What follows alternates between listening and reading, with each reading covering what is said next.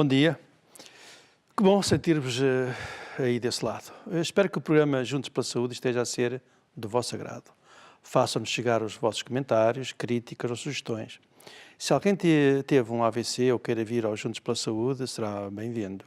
É só contactar a Ângelos TV.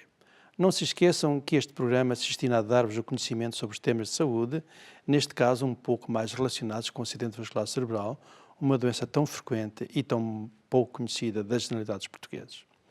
Gostaríamos sinceramente que o programa vos pudesse ajudar. Quanto melhor estiverem informados, melhor estarão preparados para enfrentar as diferentes doenças que temos vindo a falar ou das que ainda vamos falar no futuro. Hoje vamos abordar o tema dos triglicerídeos. O que são os triglicerídeos? Os triglicerídeos são um tipo de gordura que o corpo utiliza para obter energia. Os triglicerídeos são a forma mais comum de gordura. O corpo tem tendência a acumular os triglicerídeos em forma de gordura. Falo sempre que não necessita energia. Não o faz se conseguir gastar toda a energia que ingere. Se algum dia, habitualmente por jejum prolongado, ou por dieta com poucas calorias, ou por doença, o corpo necessitar de energia, a gordura acumulada irá ser utilizada de modo a fazer face às necessidades. Todos os alimentos ingeridos podem vir a ser transformados em triglicerídeos. Os que forem precisos serão utilizados. Os que não forem necessários irão acumular-se nos depósitos que os médicos chamam de adipócitos. Estes não são mais que células grandes cheias de triglicerídeos. O conjunto vasto de adipócitos forma a gordura que nós vemos nas pessoas com peso excessivo ou nos obesos. A imagem, por favor. Aqui temos um doente com excesso de gordura, temos aquele pneuzinho abdominal, e isto tudo é feito com aquelas célulazinhas que vocês veem ali, com aquele conteúdo amarelado que é cheio de gordura. Portanto, milhões destas célulazinhas de gordura, que nós chamamos de adipócitos, ocasionam aquilo que está ali, que é a gordura. Portanto, os triglicerídeos representam a nossa reserva de energia que o corpo irá buscar sempre que dela necessitar. Se nós ingerirmos mais alimentos do que o necessário, é grande a possibilidade de estar a engordar e de acumular mais e mais gordura e, por consequência, de mais e mais adipócitos e, por fim, de vir a sofrer triglicerídeos elevados, ou seja, de vir a sofrer de hipertrigliceridemia, outro nome para não decorar. Mais uma vez, impressiona o nosso Saúl. Qual é a diferença entre o colesterol e os triglicerídeos? O colesterol é uma gordura natural do seu corpo que serve para formar células, para fabricar hormonas, vitaminas e bilis. Os triglicerídeos são gorduras provenientes dos alimentos e que servem para fornecer energia ao organismo. De onde vêm os triglicerídeos? Os triglicerídeos provêm de alimentos gordos, dos hidratos de carbono em geral e dos açúcares em particular. Após a sua ingestão, o fígado transforma os hidratos de carbono em triglicerídeos. O fígado é, pois, o maior fabricante de triglicerídeos. Quanto aos valores normais de triglicerídeos? Bom, os valores mais adequados situam-se abaixo de 150 mg por cento. Entre 150 a 200 já são ligeiramente elevados. Acima de 200 mg são elevados e acima de 500 mg são muito elevados. Em raras situações, os valores de triglicerídeos podem chegar e ultrapassar os 1000 mg por cento e nestes casos originam, por vezes, pancreatite aguda, que é uma inflamação do pâncreas. Os triglicerídeos podem ser medidos ou determinados a partir dos 20 anos de idade e, se estiverem normais, devem somente ser repetidos a cada 10 anos. A partir dos 40 anos, devem ser medidos a cada 5 anos, se estiverem normais. Os obesos, os fumadores, os sedentários, os diabéticos, os alcoólicos, aqueles que sofrem de disfunção erétil e os que sofrem de doenças cardiovasculares devem medir os níveis de triglicerídeos e, obviamente, o colesterol total, o colesterol LDL e o colesterol HDL. Para que a determinação seja credível, é necessário que uma pessoa fique em jejum cerca de 12 horas. Alguns médicos podem pedir também a determinação de triglicerídeos a qualquer hora, e em especial após uma refeição, já que existem alguns doentes com níveis muito elevados após as refeições, que não são detectados em jejum.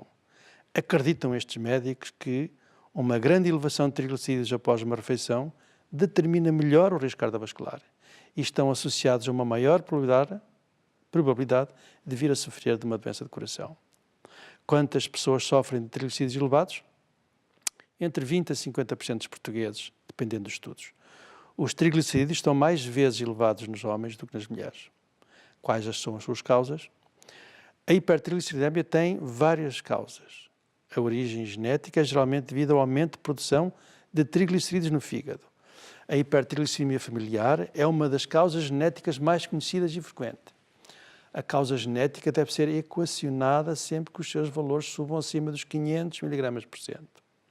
A causa mais usual de triglicerídeos elevados é, no entanto, a ingestão excessiva de comida, em particular de hidratos de carbono e gorduras. Outra causa importante é a diabetes. Existem ainda outras causas relativamente frequentes, como o alcoolismo crónico, a obesidade, o sedentarismo, o hipotiroidismo, a insuficiência renal crónica e, finalmente, os medicamentos, como a pílula contraceptiva e os corticoides. Os triglicerídeos elevados causam sintomas? Não. Nas situações associadas a grandes elevações de triglicerídeos pode surgir, todavia, pequenas erupções ou os pequenos tumores cutâneos que os médicos apelidam de xantomas. A imagem, por favor. Aqui está um doente com estas pequenas erupções, quase sempre à volta das articulações, sejam elas das grandes articulações ou de pequenas articulações. Em baixo vocês veem uma doente com a mão na barriga a dizer que está com dor de barriga, dor abdominal intensa, porque o pâncreas se inflamou. A inflamação de pâncreas é uma situação muito grave. A pancreatite aguda é uma doença potencialmente fatal. O doente pode também queixar-se de dores epigástricas quando os valores de triglicerídeos, como eu disse há pouco, se aproximam dos 1000 mg/cento.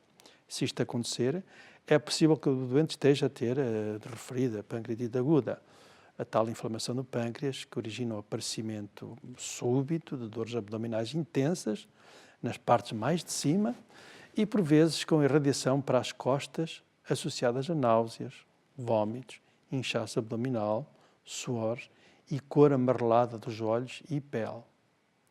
E porquê é que os triglicerídeos podem fazer mal à saúde? Fazem mal à saúde de diversas maneiras. Podem ajudar a entupir as artérias, embora de um modo bem menos importante que o colesterol. Entopem mais se aos triglicerídeos elevados se juntar um valor de colesterol HDL baixo. Os triglicerídeos elevados fazem mal à saúde também porque podem acumular-se nos órgãos e originar certas doenças. A acumulação de gordura no fígado causa fígado gordo ou esteatose hepática. A imagem, por favor. Já vos mostrei no programa anterior esta imagem em que se vê nas zonas amareladas uma infiltração de gorduras, habitualmente de colesterol e de triglicerídeos, as duas gorduras ao mesmo tempo. Esta doença atinge cerca de 15% da nossa população. É muito vulgar, sobretudo na população que é obesa. Pode ser uma doença benigna, assintomática, mas há casos em que pode originar inflamação do fígado e, muitos anos depois, cirrose hepática. Estas evoluções são, contudo, invulgares. O fígado gordo é mais frequente se os indivíduos que sofrem de triglicerídeos elevados beberem quantidades apreciáveis de álcool, forem obesos ou sofrerem diabetes. Pode existir também uma predisposição genética para a sua ocorrência. Quem tiver uma fisionomia semelhante às que vão ser apresentadas nas imagens seguintes, sujeita-se a ter fígado gordo. Portanto, vêm estas barriguinhas enormes. Quem tiver estas barriguinhas enormes tem grande probabilidade de ter fígado com infiltração gorda, como vocês podem ver na imagem. A seguinte. Aqui estão neste caso, duas mulheres extremamente obesas, obesidade mórbida.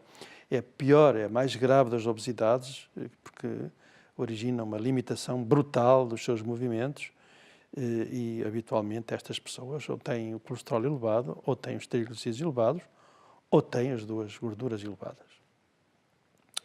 O fígado gordo ou a estetose hepática é geralmente diagnosticada através da realização de uma ecografia abdominal, usualmente requerida com outra finalidade. Portanto, excelentíssimos senhores, com triglicerídeos elevados há longos anos, ou obesidade marcada, ou peçam ao vosso médico uma ecografia para saberem se têm fígado gordo, e se isso acontecer, está na hora de levarem a sério uma dieta salutar, como seja a dieta mediterrânica, de fazerem exercício físico, de deixarem as bebidas alcoólicas de lado, de emagrecerem e de tratarem com mais atenção os triglicerídeos elevados. E se for caso disso, a sua diabetes, está bem? Se o fígado começar a inflamar, vai ter problemas. Existem outros órgãos em que se pode constatar a infiltração gorda, também relacionada com a presença de triglicerídeos elevados, mas são situações menos problemáticas. Como é que nós vamos tratar os triglicerídeos elevados? Através da dieta. Coloquem no ar, por favor, as imagens seguintes que nos mostram alguns dos alimentos que devem ser retirados a todos aqueles que sofrem de triglicerídeos elevados ou até de colesterol elevado. Frituras, todo o tipo de frituras devem ser abandonados. Seguinte, batatas, todo o tipo de batatas, fritas, assadas, cozidas. Pão, este pão refinado, ou seja, o pão branco, já vos disse no programa anterior que o pão branco deve ser preterido, devem preferir o pão escuro. E o pão integral é sempre a maior preferência e se tiver sementes, tanto melhor. Depois há aqui um conjunto de alimentos que, ou seja, o arrozinho, como vocês veem ali, que não seja integral, obviamente, como é o caso, todas estas comidas, estes doces, esta doçaria, esta pastelaria, enfim, devem ser retirados aos doentes que têm triglicerídeos elevados. Seguinte. Estas sandes de pão de forma, que vocês veem, branco, com queijos, há ali umas verduras a tentar enganar o consumidor, mas é um alimento que deve ser, digamos, rejeitado por nós. Pizzas. Estamos na sociedade das pizzas e dos hambúrgueres, mas, meu Deus do céu, fujam delas. Lasanhas, fujam delas. O tal alimento que vai ser colocado nos 20 piores alimentos que jamais alguém deve ingerir. Salsichas. Seguinte. Os croissants, todos os folhados, já disse há pouco, têm imensas gorduras saturadas, imensos triglicerídeos, imensos sal, imensas calorias, enfim, são alimentos que não têm nenhum valor nutricional. Seguinte. Panados, sim, panados, estão cheios de gorduras, sejam de peixe, sejam de carne, e com aqueles molhos industriais, é terrível ingerirmos isto. Seguintes, vocês veem ali sim aquelas, como é que eu vou chamar aquilo, são aqueles panadinhos que se costumam estar industrializados, confeccionados industrialmente, quer de um lado, quer do outro, e que são terríveis. Não sei se não vão ficar nos 20 piores alimentos também, que jamais devem ser ingeridos. Seguinte. As massas que não sejam integrais, são hidratos de carbono. Nós comemos isto, passado um bocado isto é transformado em açúcar, dá-nos uma fome terrível e parte disto é transformado em triglicerídeos. Portanto, estamos a comer açúcar e triglicerídeos. A seguir. Todos os óleos, os molhos industriais do lado direito. Aquelas sardinhas eram belíssimas, não deviam ser, eram fritas daquela maneira, porque está cheio de gorduras. E depois temos que ir para os leites magros. Os salgadinhos, já falámos das más consequências de comermos este tipo de produtos, muito calóricos, muito sal, muitas gorduras saturadas, muito colesterol, gorduras saturadas e triglicerídeos, obviamente. Seguinte, manteigas, lá estão elas, os ovos, todos os derivados dos laticínios, os Coca-Colas e outros refrigerantes, os queijos, devemos abandonar os queijos, quem sofre triglicerídeos não pode comer queijo de maneira nenhuma, e atenção, as bebidas alcoólicas devem ser muito restringidas nos indivíduos que têm triglicerídeos elevados. Cá estão todos os produtos de charcutaria também, cheios de produtos químicos e cheios de gorduras saturadas. As carnes, todo tipo de carnes. Tudo que é enlatado, nós estou sempre a falar dos produtos processados, industrializados, são fáceis de encontrar, mas são terríveis para a nossa saúde. Todo tipo de conservas, este tipo de conservas, estou a falar de indivíduos que têm triglicerídeos elevados, está bem? Noutras circunstâncias não serão assim tão maus.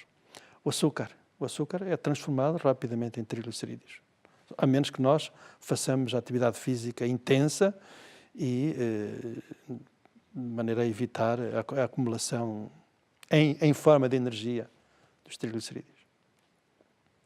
Este tipo de doces, também todos vós admitis isso, gomas e gomazinhas e todas estas bolachinhas, está tudo cheio de vários tipos de gorduras. Já falámos também sobre os sorvetes, também tem imensos triglicerídeos, imensas calorias. Estes bolos industriais estão cada vez mais populares, mas realmente é um atentado em termos nutricionais. Evitem-nos ao máximo, façam bolos em casa. Todo o tipo de refrigerantes, repito, sejam eles quais forem, uns até parecem mais apetecíveis. Reparem nesta linda imagem que uma determinada refrigerante é transformado em açúcar. Isto é água com açúcar, com alguns corantes, não passa disso. Seguinte, é evidente que os indivíduos que sofrem de triglicerídeos elevados não podem beber tantas bebidas alcoólicas. O máximo, como eu vos disse, os dois copinhos de vinho tinto, se for homem, 2 cervejinhas e 50 ml de um líquor qualquer. Se for mulher, metade disto. Lembremos dos nossos antepassados para percebermos o que é que eles se alimentavam. Plantas, vegetais, fruta, peixe, animais e ovos. Como podem constatar, só ingeriam gorduras de origem animal. Não necessitavam de açúcar, doces, bolos, enchidos, salgadinhos, panados, folhados, queijos, manteigas, molhos industriais, frituras, assaduras, bebidas doces ou alcoólicas para sobreviver. Por vezes a dieta não é suficiente e são necessários medicamentos. Os preferidos continuam a ser as estatinas, já que muitos conseguem baixar em cerca de 30% os valores de triglicerídeos. São também a primeira opção se o colesterol mau, o colesterol LDL, não sei se ainda se lembra, estiver alto. Nos doentes que sofrem de triglicerídeos e colesterol LDL elevados, a primeira gordura a tratar deve ser sempre o colesterol LDL e só depois se deve pensar em tratar os triglicerídeos elevados. Devem ainda ser usadas estatinas se o doente sofrer de vários fatores de risco vascular em simultâneo. Lembram-se quais são esses fatores de risco que são os mesmos que aceleram a aterosclerose e que temos vindo a falar nos programas anteriores? A diabetes, a hipertensão arterial, o abuso de tabaco, a obesidade, o sedentarismo e a má alimentação.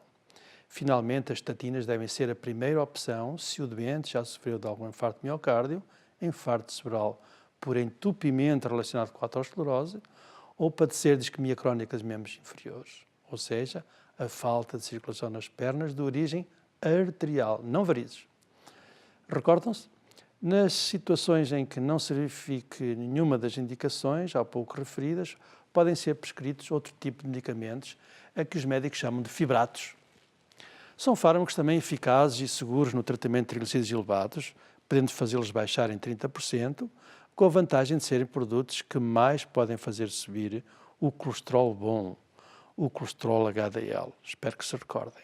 Em alguns casos mais graves, pode ser necessário associar aos fibratos as estatinas.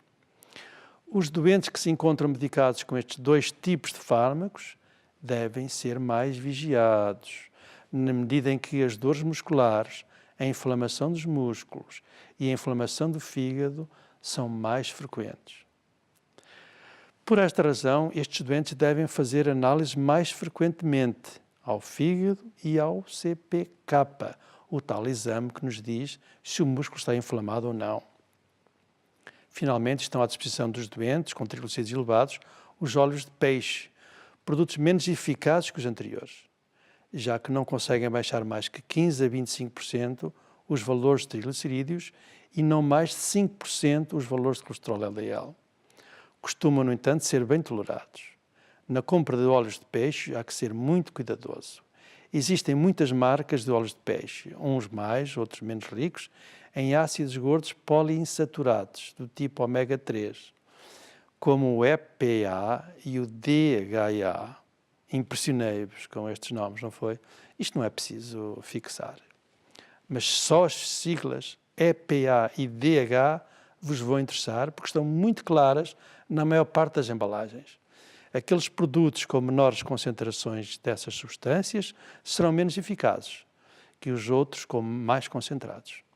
São habitualmente necessários 2 a 4 gramas de EPA e DHA por dia para se conseguir alguma eficácia. Quanto mais cápsulas se tomarem, maior será a redução dos triglicerídeos. Os óleos de peixe podem ser associados às estatinas ou até aos fibratos para aumentar a eficácia do tratamento. Nos doentes não controlados com estatinas ou fibratos e que permaneçam ainda com triglicerídeos acima de 500, são muitas vezes dados em conjunto.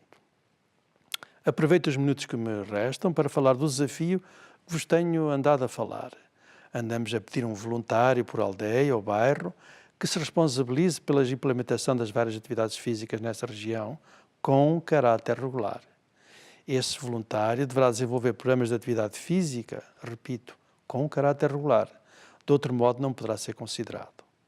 Na elaboração dessas atividades físicas ou mesmo brincadeiras, tenham em conta as várias infraestruturas aí existentes. Englobem nesses programas avós e netos. Aqueles que se voluntariarem serão nomeados como elos da Associação Portuguesa da AVC para a atividade física. Caso estejam interessados, contactem o número de telefone da Ângelos TV 249 000 400 e inscrevam-se, pois gostaríamos de vos ver nos Juntos pela Saúde. Por fim, a Associação Portuguesa da AVC gostaria de ter uma implementação cada vez mais nacional. Queremos mais delegações. Para que isso seja possível, são necessários, no mínimo, 2 médicos, 3 enfermeiros, 1 psicólogo, 1 nutricionista, 1 fisioterapeuta. Por essa razão, conto convosco. Se é médico, analista, enfermeiro, farmacêutico, nutricionista, psicólogo, fisioterapeuta ou terapeuta da fala, junte-se a nós. As pessoas não relacionadas com a área de saúde são também muito bem-vindas. Se está interessado em prevenir, apoiar as vítimas da AVC, sensibilizar a população no reconhecimento dos sinais precoces da AVC, fazer educação para a saúde ou efetuar investigação social e clínica, este é o voluntariado certo. Não hesite. Contacte a Associação Portuguesa da AVC, uma associação de voluntários sediada em Leiria. Muito bom dia e até ao próximo programa.